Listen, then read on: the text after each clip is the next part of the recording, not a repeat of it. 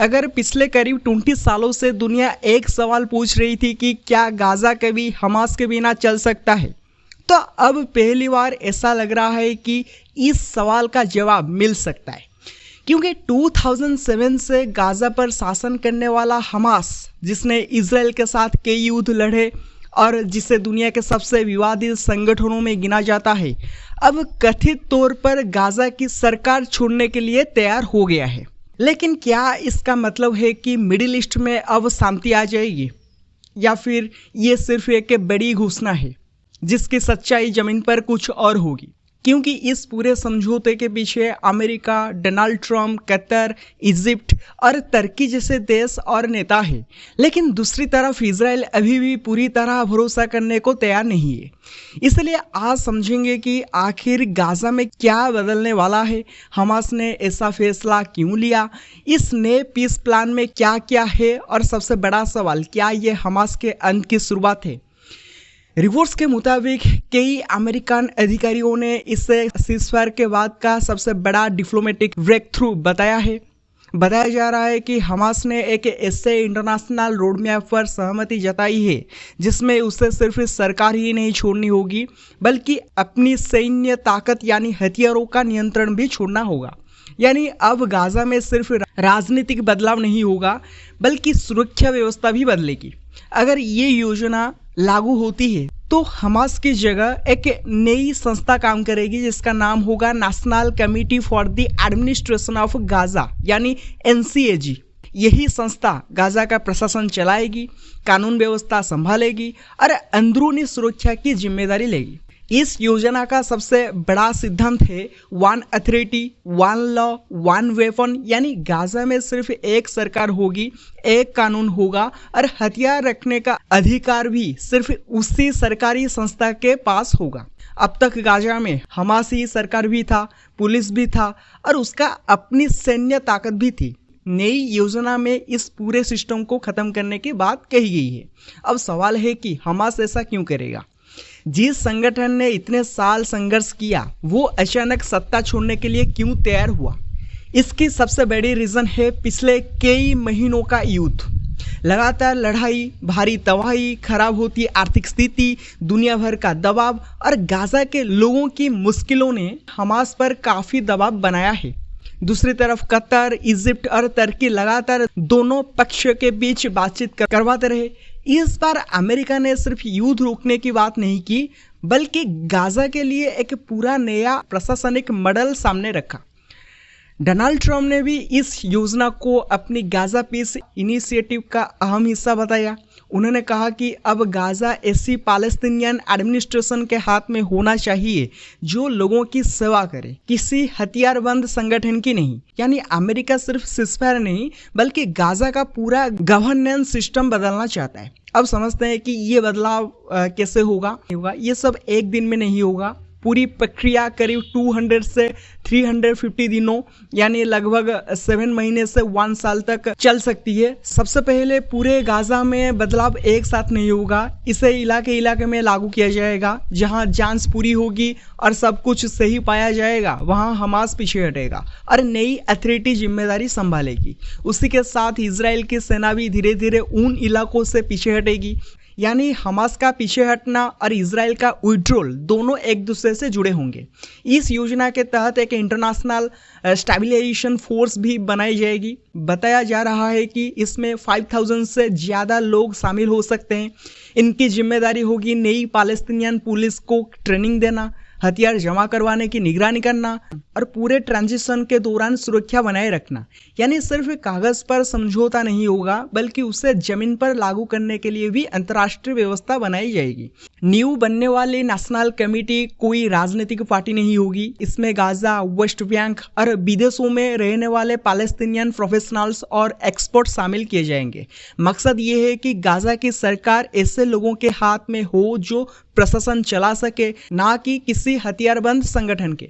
Reconstruction शुरू होने से पहले ये समिति पूरे सरकारी सिस्टम, वित्तीय व्यवस्था और सरकारी संस्थानों का ऑडिट भी करेगी, क्योंकि युद्ध ने सिर्फ इमारतों को नहीं बल्कि पूरे प्रशासनिक ढांचे को भी नुकसान पहुंचाया है। अब सबसे बड़ा सवाल, क्या इजराइल इस योजना पर भरोसा करता है?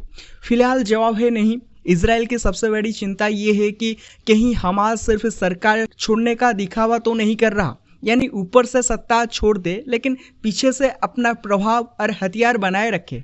कई इजराइल अधिकारियों का मानना है कि हमास शायद अपने लड़ाकों और हथियारों को पूरी तरह खत्म नहीं करेगा, बल्कि सिर्फ उन्हें छिपा देगा।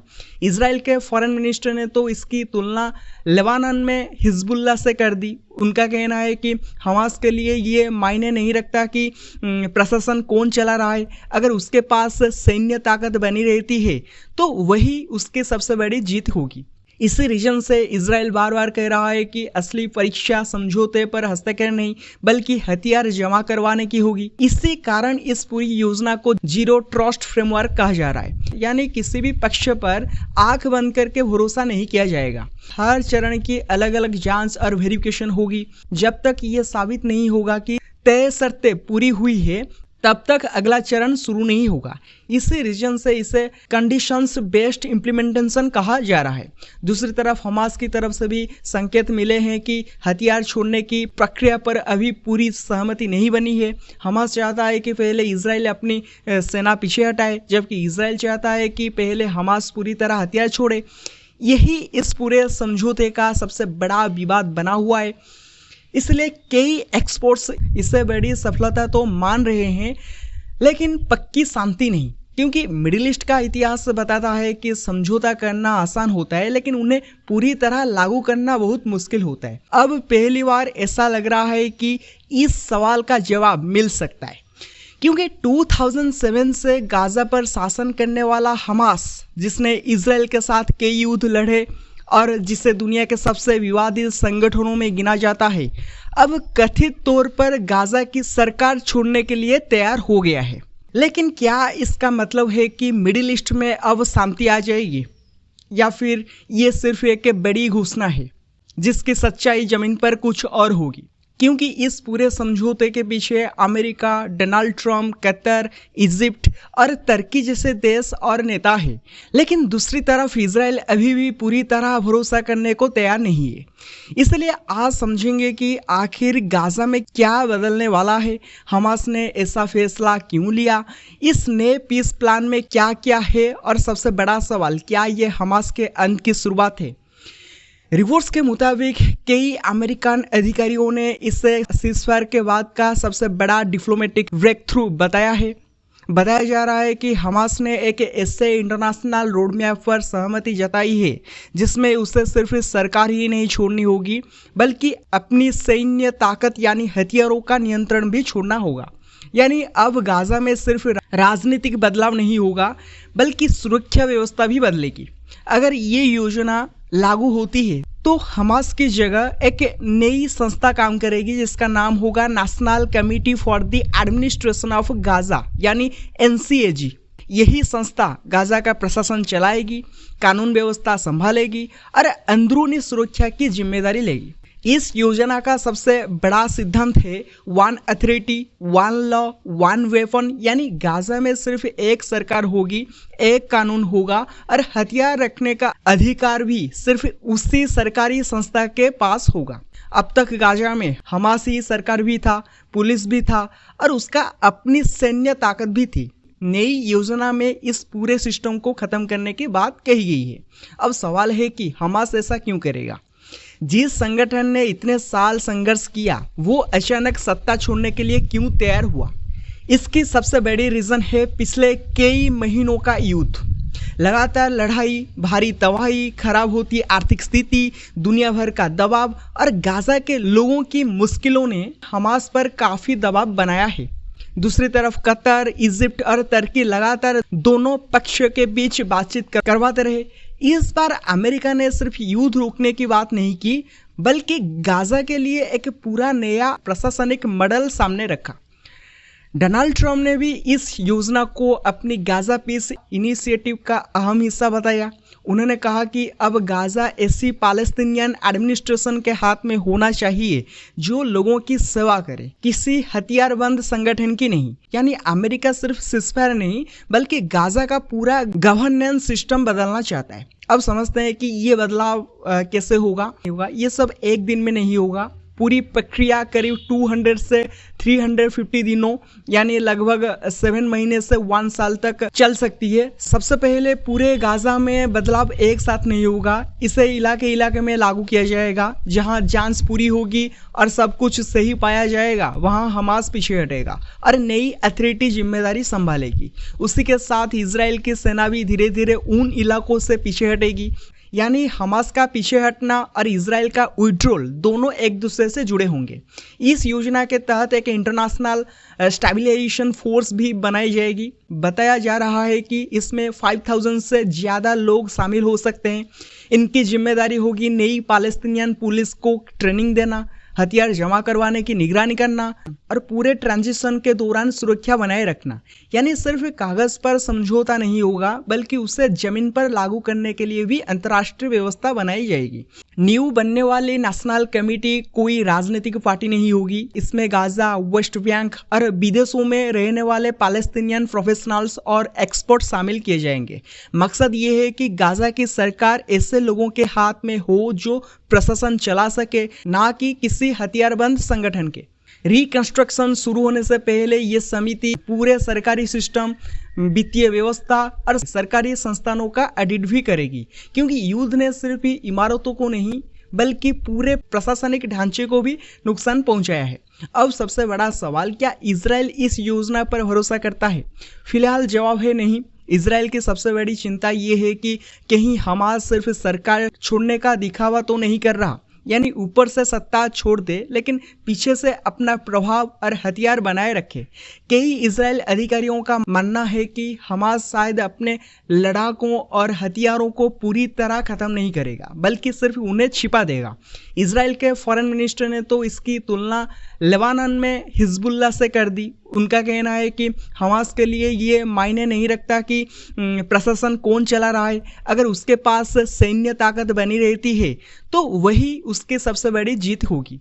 इसी रीजन से इजराइल बार बार कह रहा है कि असली परीक्षा समझौते पर हस्ताक्षर नहीं बल्कि हथियार जमा करवाने की होगी। इसी कारण इस पूरी योजना को जीरो ट्रस्ट फ्रेमवर्क कहा जा रहा है, यानी किसी भी पक्ष पर आंख बंद करके भरोसा नहीं किया जाएगा। हर चरण की अलग अलग जांच और वेरिफिकेशन होगी। जब तक ये साबित नहीं होगा कि तय शर्तें पूरी हुई है तब तक अगला चरण शुरू नहीं होगा। इसी रीजन से इसे कंडीशंस बेस्ड इम्प्लीमेंटेशन कहा जा रहा है। दूसरी तरफ हमास की तरफ से भी संकेत मिले हैं कि हथियार छोड़ने की प्रक्रिया पर अभी पूरी सहमति नहीं बनी है।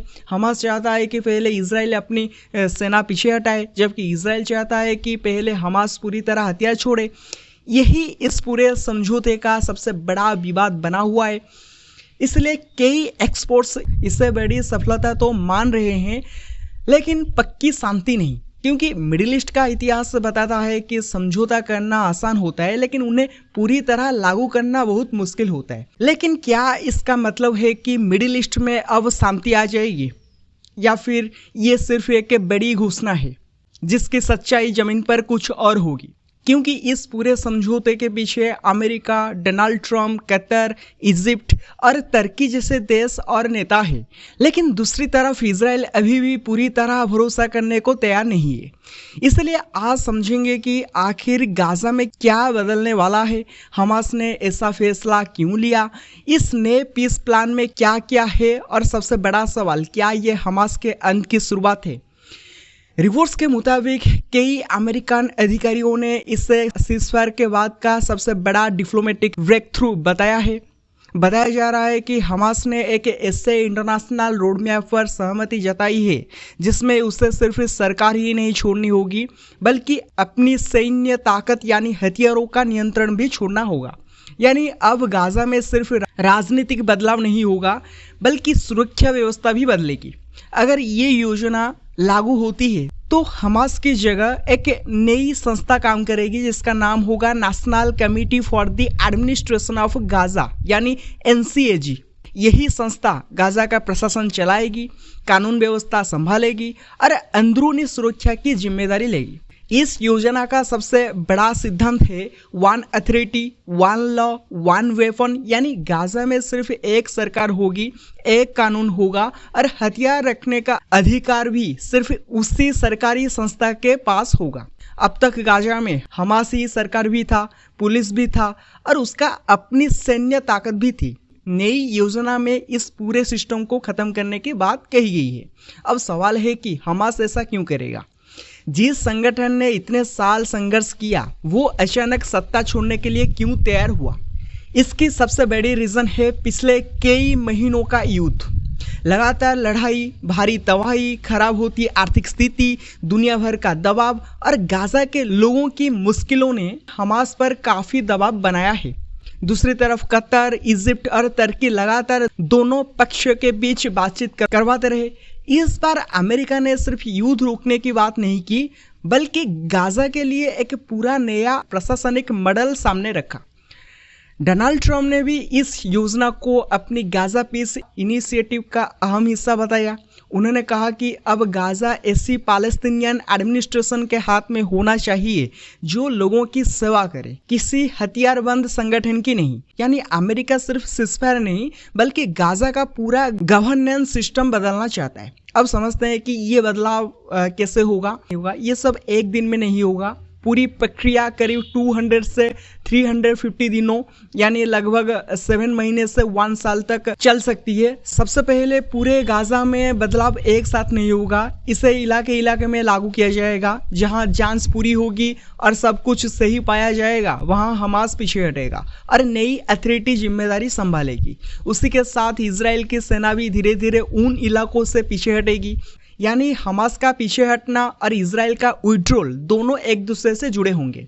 इस योजना के तहत एक इंटरनेशनल स्टेबलाइजेशन फोर्स भी बनाई जाएगी। बताया जा रहा है कि इसमें 5000 से ज़्यादा लोग शामिल हो सकते हैं। इनकी जिम्मेदारी होगी नई पैलेस्टीनियन पुलिस को ट्रेनिंग देना, हथियार जमा करवाने की निगरानी करना और पूरे ट्रांजिशन के दौरान सुरक्षा बनाए रखना। यानी सिर्फ कागज पर समझौता नहीं होगा बल्कि उसे जमीन पर लागू करने के लिए भी अंतर्राष्ट्रीय व्यवस्था बनाई जाएगी। न्यू बनने वाली नेशनल कमेटी कोई राजनीतिक पार्टी नहीं होगी। इसमें गाजा, वेस्ट बैंक और विदेशों में रहने वाले पैलेस्टीनियन प्रोफेशनल्स और एक्सपर्ट शामिल किए जाएंगे। मकसद ये है कि गाजा की सरकार ऐसे लोगों के हाथ में हो जो प्रशासन चला सके, ना कि किसी हथियारबंद संगठन के। रिकंस्ट्रक्शन शुरू होने से पहले ये समिति पूरे सरकारी सिस्टम, वित्तीय व्यवस्था और सरकारी संस्थानों का ऑडिट भी करेगी, क्योंकि युद्ध ने सिर्फ इमारतों को नहीं बल्कि पूरे प्रशासनिक ढांचे को भी नुकसान पहुंचाया है। अब सबसे बड़ा सवाल, क्या इजराइल इस योजना पर भरोसा करता है? फिलहाल जवाब है नहीं। इजराइल की सबसे बड़ी चिंता ये है कि कहीं हमास सिर्फ सरकार छोड़ने का दिखावा तो नहीं कर रहा, यानी ऊपर से सत्ता छोड़ दे लेकिन पीछे से अपना प्रभाव और हथियार बनाए रखे। कई इजराइल अधिकारियों का मानना है कि हमास शायद अपने लड़ाकों और हथियारों को पूरी तरह खत्म नहीं करेगा बल्कि सिर्फ उन्हें छिपा देगा। इजराइल के फॉरेन मिनिस्टर ने तो इसकी तुलना लेबानन में हिजबुल्लाह से कर दी। उनका कहना है कि हमास के लिए ये मायने नहीं रखता कि प्रशासन कौन चला रहा है, अगर उसके पास सैन्य ताकत बनी रहती है तो वही उसकी सबसे बड़ी जीत होगी। इसी रीजन से इजराइल बार बार कह रहा है कि असली परीक्षा समझौते पर हस्ताक्षर नहीं बल्कि हथियार जमा करवाने की होगी। इसी कारण इस पूरी योजना को जीरो ट्रस्ट फ्रेमवर्क कहा जा रहा है, यानी किसी भी पक्ष पर आंख बंद करके भरोसा नहीं किया जाएगा। हर चरण की अलग अलग जांच और वेरिफिकेशन होगी। जब तक ये साबित नहीं होगा कि तय शर्तें पूरी हुई है तब तक अगला चरण शुरू नहीं होगा। इसी रीजन से इसे कंडीशंस बेस्ड इम्प्लीमेंटेशन कहा जा रहा है।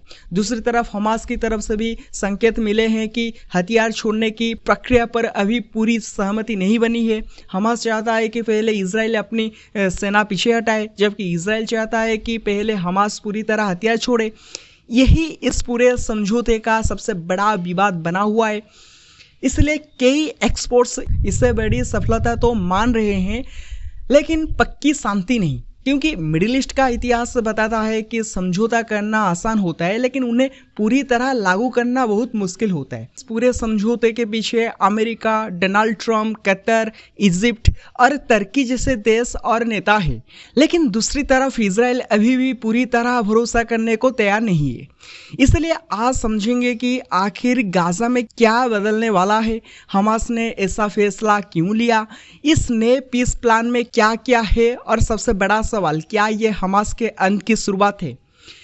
रिपोर्ट्स के मुताबिक कई अमेरिकन अधिकारियों ने इसे सीज़फायर के बाद का सबसे बड़ा डिप्लोमेटिक ब्रेक थ्रू बताया है। बताया जा रहा है कि हमास ने एक ऐसे इंटरनेशनल रोड मैप पर सहमति जताई है जिसमें उसे सिर्फ सरकार ही नहीं छोड़नी होगी, बल्कि अपनी सैन्य ताकत यानी हथियारों का नियंत्रण भी छोड़ना होगा। यानी अब गाजा में सिर्फ राजनीतिक बदलाव नहीं होगा, बल्कि सुरक्षा व्यवस्था भी बदलेगी। अगर ये योजना लागू होती है तो हमास की जगह एक नई संस्था काम करेगी जिसका नाम होगा national committee for the administration of Gaza यानी NCAG। यही संस्था गाजा का प्रशासन चलाएगी, कानून व्यवस्था संभालेगी और अंदरूनी सुरक्षा की जिम्मेदारी लेगी। इस योजना का सबसे बड़ा सिद्धांत है one authority, one law, one weapon, यानी गाजा में सिर्फ एक सरकार होगी, एक कानून होगा और हथियार रखने का अधिकार भी सिर्फ उसी सरकारी संस्था के पास होगा। अब तक गाजा में हमास ही सरकार भी था, पुलिस भी था और उसका अपनी सैन्य ताकत भी थी। नई योजना में इस पूरे सिस्टम को खत्म करने की बात कही गई है। अब सवाल है कि हमास ऐसा क्यों करेगा। जिस संगठन ने इतने साल संघर्ष किया वो अचानक सत्ता छोड़ने के लिए क्यों तैयार हुआ। इसकी सबसे बड़ी रीज़न है पिछले कई महीनों का युद्ध। लगातार लड़ाई, भारी तबाही, खराब होती आर्थिक स्थिति, दुनिया भर का दबाव और गाजा के लोगों की मुश्किलों ने हमास पर काफ़ी दबाव बनाया है। दूसरी तरफ कतर, इजिप्ट और तुर्की लगातार दोनों पक्ष के बीच बातचीत करवाते रहे। इस बार अमेरिका ने सिर्फ युद्ध रोकने की बात नहीं की, बल्कि गाजा के लिए एक पूरा नया प्रशासनिक मॉडल सामने रखा। डोनाल्ड ट्रंप ने भी इस योजना को अपनी गाजा पीस इनिशिएटिव का अहम हिस्सा बताया। उन्होंने कहा कि अब गाजा ऐसी पैलेस्टीनियन एडमिनिस्ट्रेशन के हाथ में होना चाहिए जो लोगों की सेवा करे, किसी हथियारबंद संगठन की नहीं। यानी अमेरिका सिर्फ सीज़फायर नहीं बल्कि गाजा का पूरा गवर्नेंस सिस्टम बदलना चाहता है। अब समझते हैं कि ये बदलाव कैसे होगा।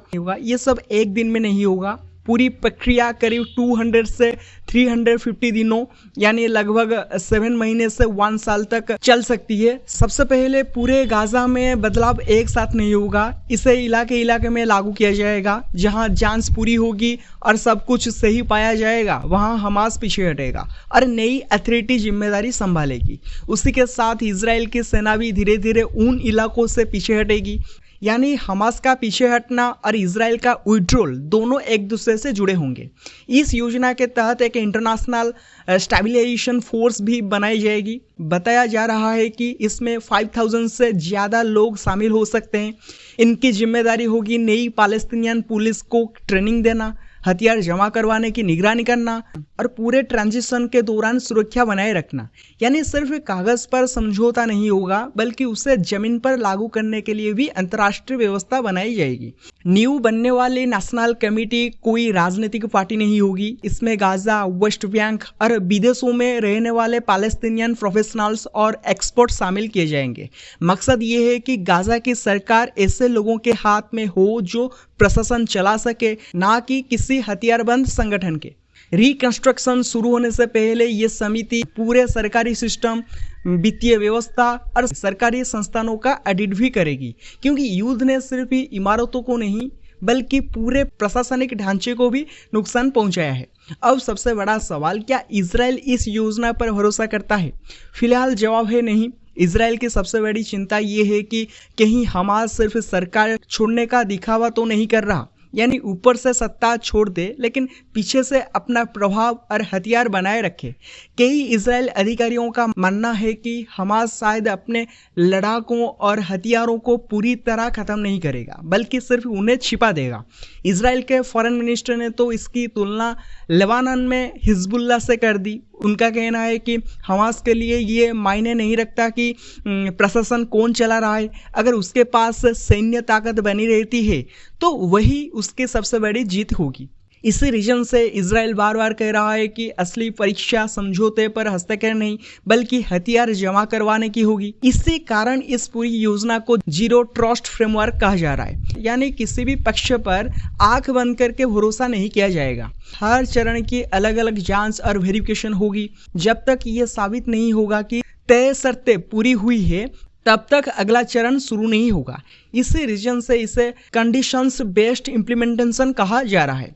दूसरी तरफ हमास की तरफ से भी संकेत मिले हैं कि हथियार छोड़ने की प्रक्रिया पर अभी पूरी सहमति नहीं बनी है। हमास चाहता है कि पहले इजराइल अपनी सेना पीछे हटाए, जबकि इजराइल चाहता है कि पहले हमास पूरी तरह हथियार छोड़े। यही इस पूरे समझौते का सबसे बड़ा विवाद बना हुआ है। इसलिए कई एक्सपर्ट्स इसे बड़ी सफलता तो मान रहे हैं, लेकिन पक्की शांति नहीं, क्योंकि मिडिल ईस्ट का इतिहास बताता है कि समझौता करना आसान होता है लेकिन उन्हें पूरी तरह लागू करना बहुत मुश्किल होता है।